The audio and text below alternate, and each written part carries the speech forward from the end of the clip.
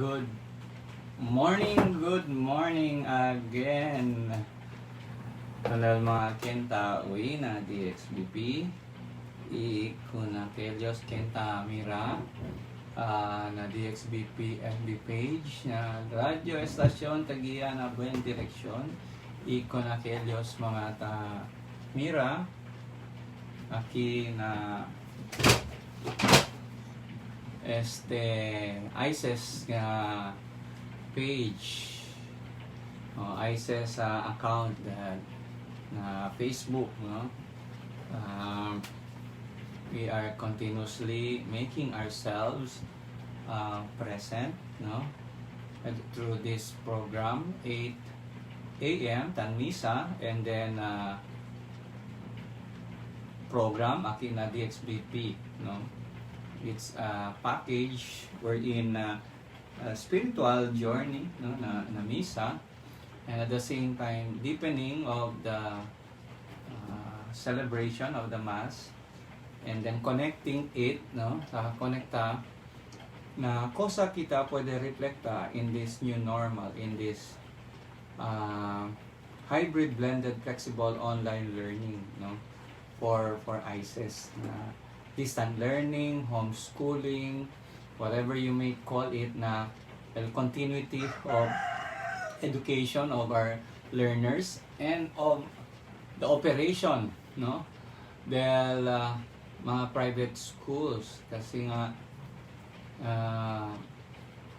we have plenty of people, no, the teachers, staff, they have their own families, no, musita kami continua existing kasi Ben Manade, according na news, according to Attorney Joseph Attorney Estrada of the SEAP and PEAC, no, 800 plus private schools have closed and almost 4,000 plus teachers are not having any work, no, may trabaho. So makatriste, no? Makatriste este klase sitwasyon.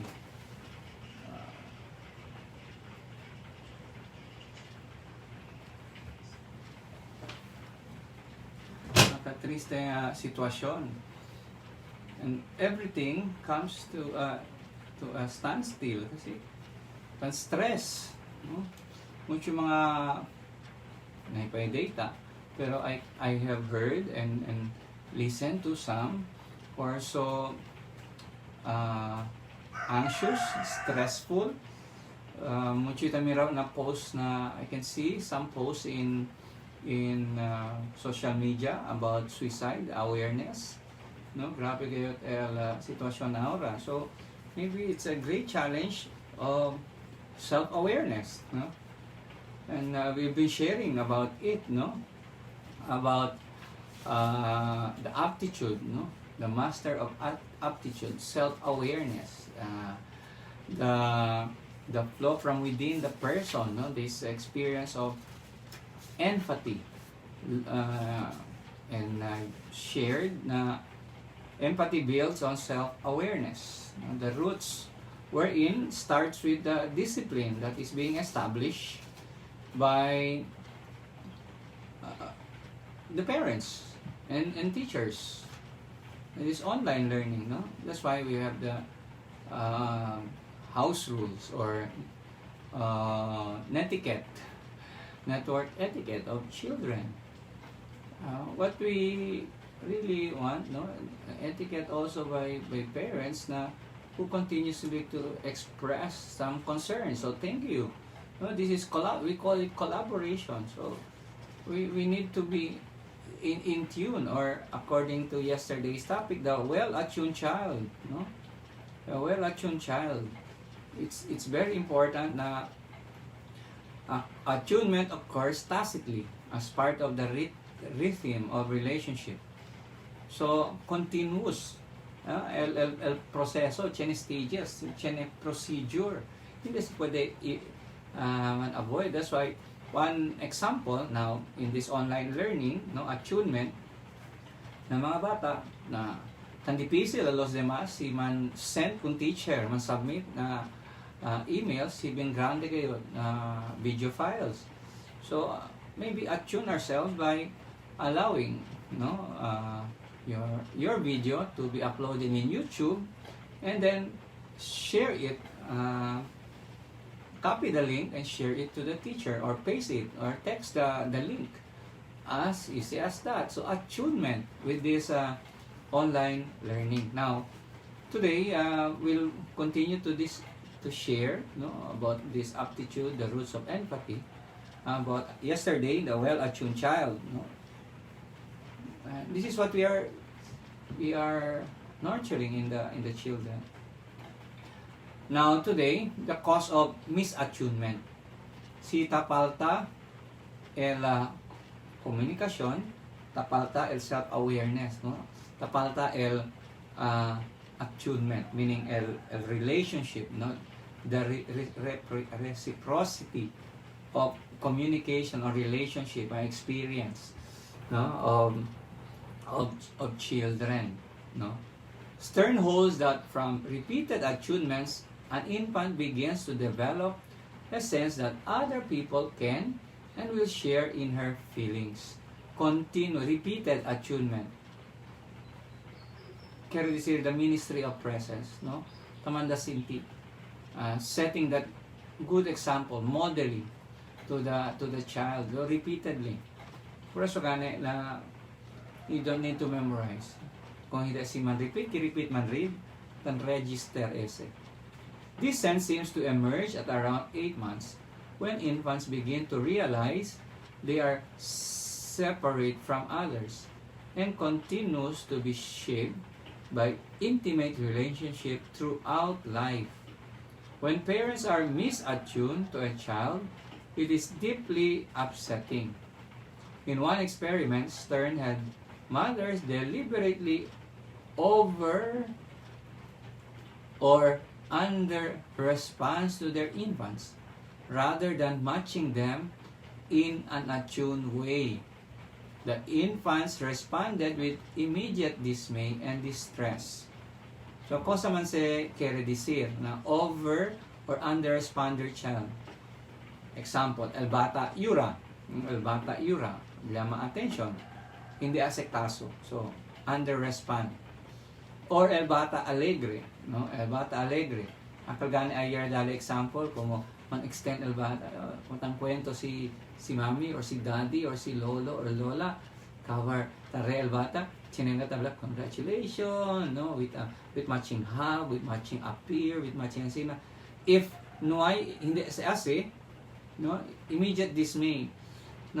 Crying gani del bata is one way to call the attention. Na maybe yamiya, o yakaga, excuse me for the word, discomfort, or kun hambre. So it's just saying na you feed me, come to me, hug me, It's an expression, That's why touch is very crucial at this point. So el experiment yase na hindi daw ase este. So el immediate response del bata is dismay and distress. Prolonged absence of attunement between parent and child takes a tremendous emotional toll on the child. Just imagine el mga absentee mother, absentee father, OFW parents. Akal lejos, separated el tata y nana, el tata tala tatrabaha na barkwal na akikabar ya pari. Hasta man 3 years old lang el bata na ipa el tata. So tremendous emotional toll. Yung gani akal din niyo inaanak, ya ayuday ka dali pari, kasi Gabriel, dali ya ayuda, seminarista yo ha. Pero no yung pirmi aki sambang, okay, I was studying theology in Osamis. No conoce conmigo.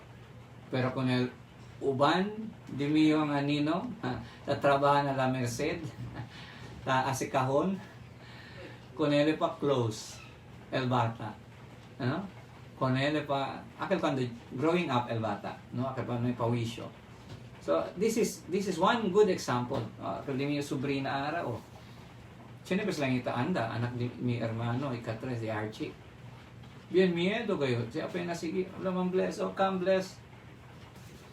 Hindi, katatraka, abra, sabi, iskonde kayo. Pero, itatarda-tarda yun, mga 2 oras, 3 oras, na kasa, tahuga-huga yung bata. No, tapos dia atraka, no? Tapos dia man-bless. So, this is the opposite, no, of this, na the absence of attunement, no, relating.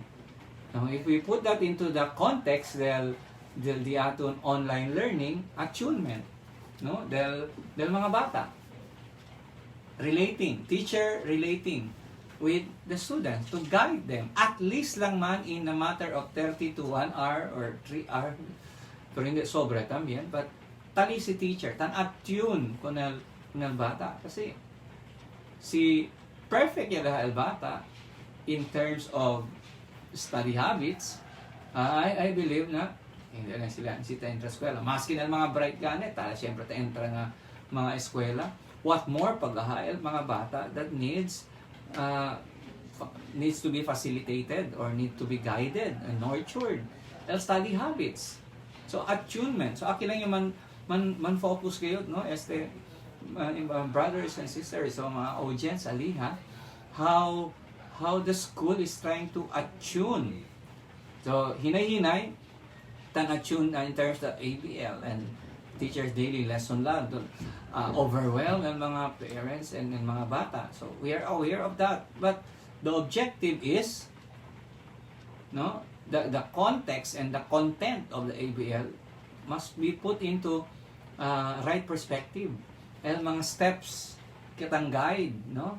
So bira kibira kung manual kayo, no, dahil study habits ng mga bata. So later on, no, tan sumud niya gani los demás kay ya pwede sila mira, no, they were able to see that everything is in the book. Yes, everything is in the book.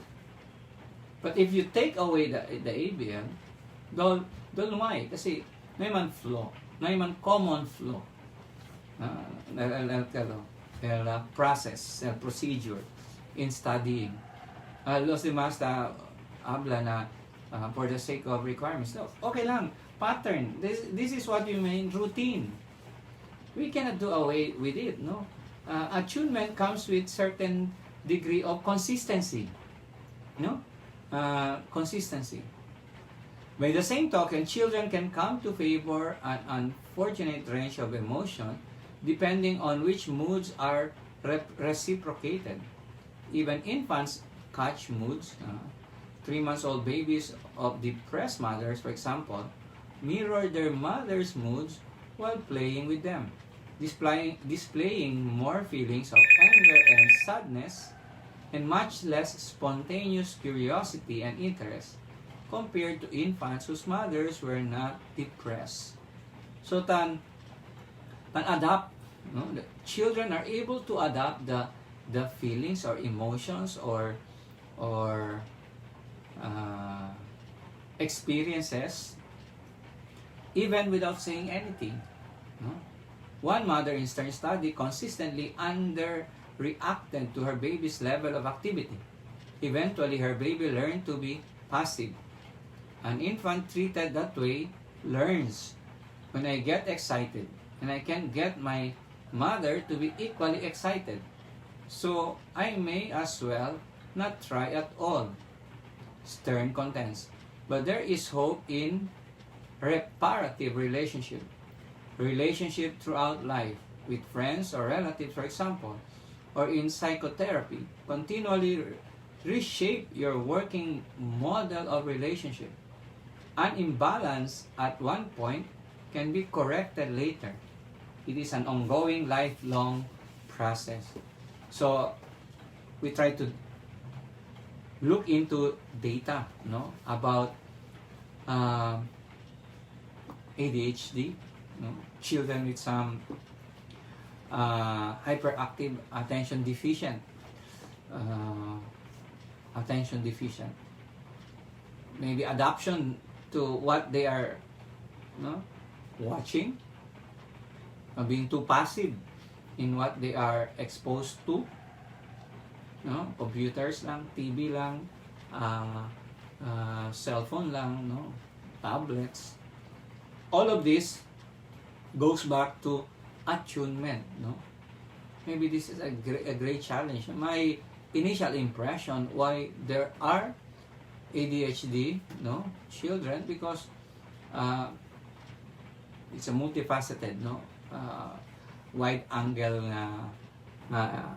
assessment of the situation where the child grew up. But one thing for sure is how the parents really made their relationship with the child and with one another. Genes is being inherited. Even diseases is being inherited in the blood and passed on to generations. So the behavior of children, first and foremost, physiologically and biologically, is being inherited coming from the parents. Maybe this is where attunement must come first. That's why forgiveness and reconciliation and the process of healing. We go back, parents, we go back to our own childhood. We go back to our own experience of scars or woundedness. Kasi nga, sa Bisaya pa, tananta, samaran. All of us are scarred, but we are love singer, wounded healers. Ay, yung grow up ya kasi. But this is one thing that we must be able to pursue a lifelong process. In this online learning, it's a lifelong process. Everything is new. There's no given or wow. There's no blackout.